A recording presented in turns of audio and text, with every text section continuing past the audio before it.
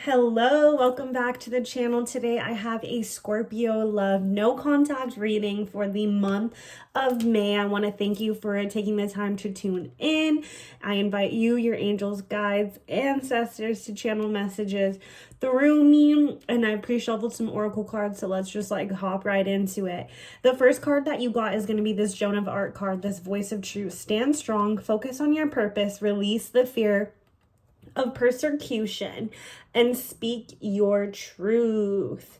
And then you also have this Bridget Inner Strength card. It says move back to wholeness, recognize that you have the power within you. I also received this card for Libra's reading for the month of May, so you may have Libra in your chart or maybe dealing with a Libra. Just keep that in mind.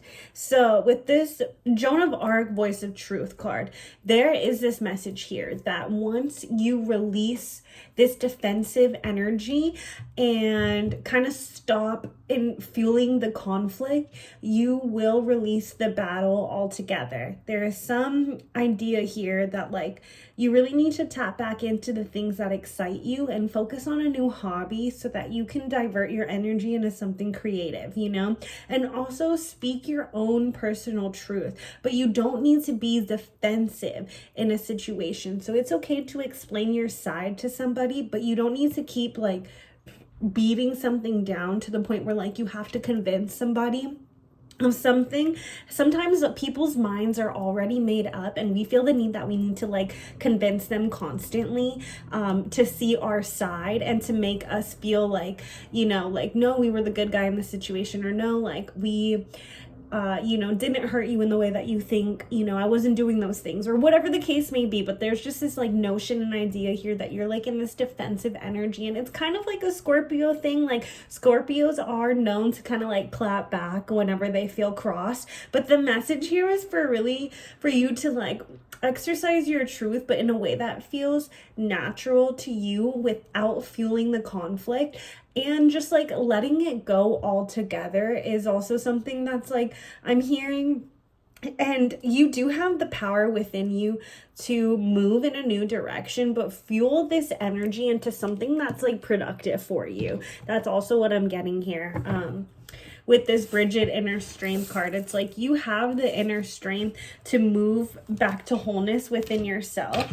And there's this idea that you need to kind of stop pouring energy into a situation that isn't really good for you anymore, and that's just causing you a lot of inner turmoil and conflict. Because this is a no contact reading, I do feel that you are really passionate about this person, or you were in the past, but things have shifted in this new frequency and era. And there's kind of this there's this energy here where it's once you start pouring back into yourself and making you the main character in your life again, everything else is going to kind of make sense and flow into fruition. We're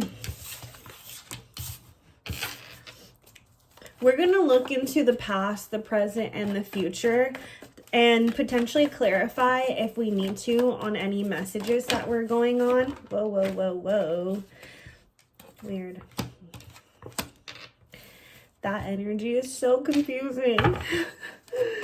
Maybe the situation was really intense with this person, or you and this person are still in some sort of battle, or even though you guys aren't communicating at this point in time, there is this idea that you guys are energetically intertwined. Is what I heard.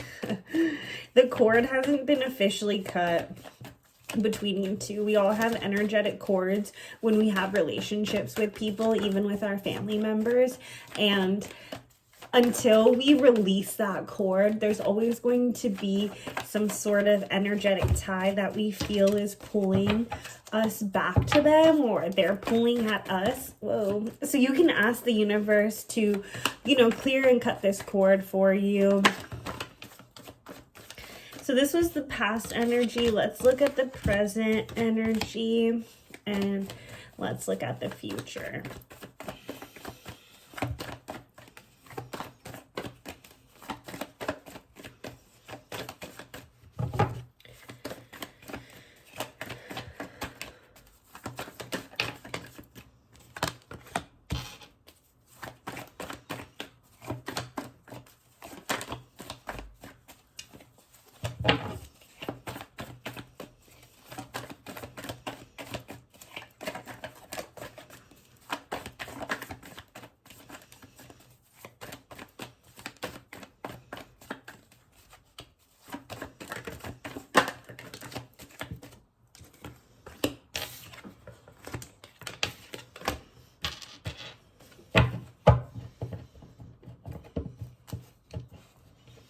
Okay. Yeah, so in the past, we have the Five of Wands here. We have the Seven of Swords and the Nine of Cups and also the Ten of Pentacles. Now, typically, if these two cards were just by themselves, I would have been like, wow, this is really good energy. A lot of like love and emotional fulfillment. But these two cards are like on the opposite scale and the spectrum. So it's almost like I'm feeling like there's either two banks of groups tuning into this, or this is you and your person, where one person was doing this and one person was feeling this way. So the Five of Swords is about conflict. This is about arguments. This is them being on that battlefield that we were talking about earlier. This is people fighting, trying to get to, trying to get to some other place, and they are ruthless in the way that they're going to get there. And the Seven of Swords is all about lying and like cheating and stealing and being really sneaky and malicious and in the ways that, and trying to be tactical about things so somebody else doesn't learn about what's going on behind the scenes. So in the past, there was a situation where somebody was really being sneaky about things. Maybe there was third-party energy involved and lying and cheating, and somebody else was fooled, feeling like they were emotionally fulfilled in this situation, in this relationship, and thinking like, I am going to be in a long-term commitment with this person. I'm going to like marry them, and they provide me financial stability, and I can see myself growing with them. That's one bank of people. There's another bank of people where this person was doing these things and they were still emotionally satisfied with, getting away with stuff. Like it was almost like it was like invigorating to them because they were able to finally like be the player and play the game, and they were getting away with it. You know what I mean? That's ultimately what I see here. Like somebody was lying and cheating and stealing ultimately for like their betterment. And a lot of times when people do that, it's because they have some childhood wounds going on. They have like mom, dad issues. They weren't really like loved as a kid, or it was around in their household, so they learned things and then like adopted them subconsciously. It's like a whole thing, and it takes a lot of like inner healing for people to really like move out of that situation. There's that saying, it's like once a cheater, always a cheater. It's really hard to break the pattern and cycle, and it takes years of work, really, I think, for somebody to be able to do that. And if you have kids with this person, or if you were in a married commitment with them, I'm not saying to like leave them or to break the silence right away and like get back together with them either. Obviously use your intuition and take what resonates, but do what you think feels right for you in this situation, because I do see like a marriage here, or a commitment, like a very long-term commitment where it felt like somebody wanted to get married, or it felt like, I could be really happy with this person, but the truth was revealed about ultimately like this snaky energy that was going on in the background. Now, in the present moment, we have the Eight of Wands here, we have the Queen of Wands, and we have the Six of Pentacles. So there is some sort of power and authority that is coming into your life very rapidly. And I think that this has to do with you focusing on your career path and it bringing you satisfaction and joy. There's some sort of equal balance and like equal give and take in your financial sector that is allowing you to feel like you don't need to be in a commitment with somebody that isn't going to give you the time of day, like isn't going to give you the energy that you believe and seek. And a lot of times we know that somebody isn't good for us, but it's really hard because we make them the main focus in our life.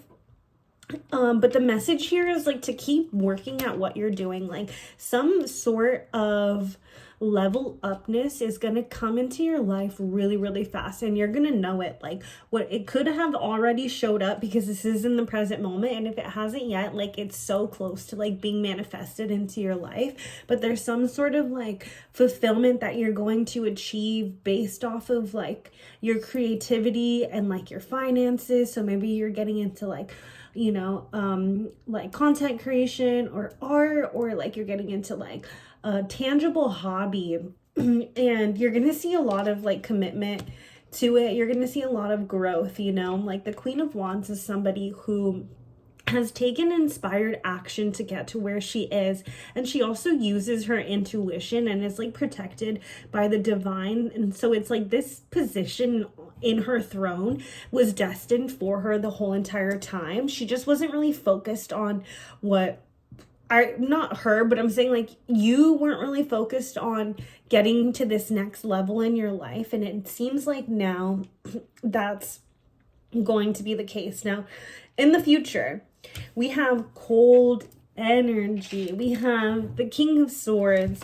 We have the Death card. And we also have the Knight of Swords. You know, you see how fast he's moving? Like, this person is upset, pissed. I have one mission in mind, and I'm going to get it no matter how possible. And it just seems here like there's somebody who is like using their logic and decisive reasoning over their heart to like have an ending. You know, the Death is all about a cycle. The Death and Rebirth card, it's like you're coming back from a situation and being like, man, I went through that battle and I don't want to go through that again, but I'm having this rebirthing and like spiritual awakening and aha moment because of the situation like that I went through, and you're going to be rewarded for it. And I feel like it's coming in like really, really fast. But the Knight of Swords also talks about like a passive aggressive energy and like somebody moving because moving more quickly to you because they see you pulling away from a situation.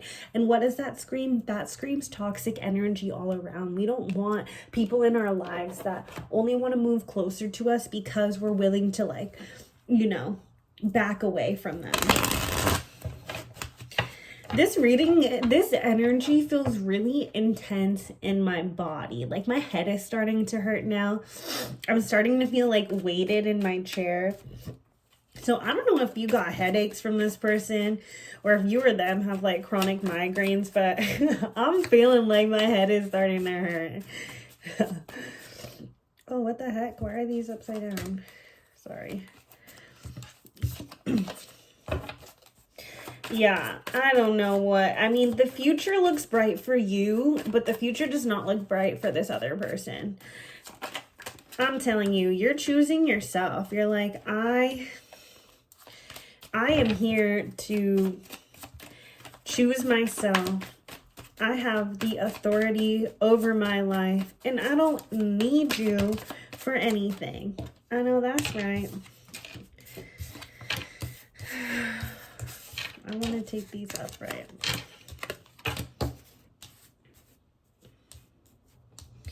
Okay. Seven of Wands, Page of Cups, the Chariot, Four of Pentacles, and the High Priestess. Yeah. So somebody is feeling like, I don't know, like you need to stand up for yourself so that new opportunities can come into your life. And the Chariot is Cancer energy. So maybe you have that in your chart or they have that in their chart. But it's all about taking action so that you can move to some other place in your life, you know? Like it's all about a journey that you're going to step into because of everything that like you went through. You've overcame the trials. The Four of Pentacles is also about like self-improvement, you know, and like building a solid foundation and having some sort of security within yourself. Sometimes it can be about like being like a penny pincher, but in this situation I really see it being about you like taking ownership over your finances and your wealth, you know, because you kind of cleared one energy into your life and you can devote yourself into building something that is financially secure and stable for you, you know. And then you also have the High Priestess here.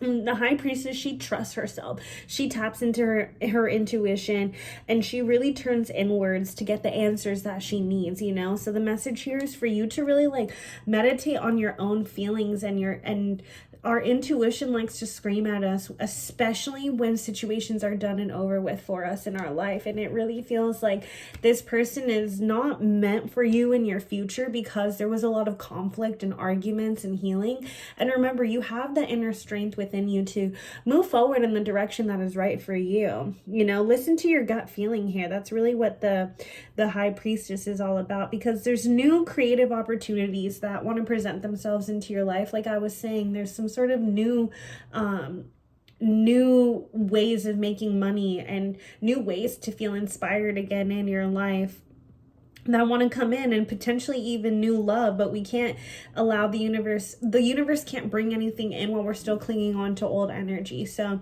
try to release this situation. I know you guys this is a love no contact reading, so it's like, you know, if this person does try to come back to you, remember, be logical and use your words to tell them, like, no, voice your truth and what you have seen in this connection and what you want moving forward, and release the energy, because it really seems like you are going to do great wonders without this person in your life.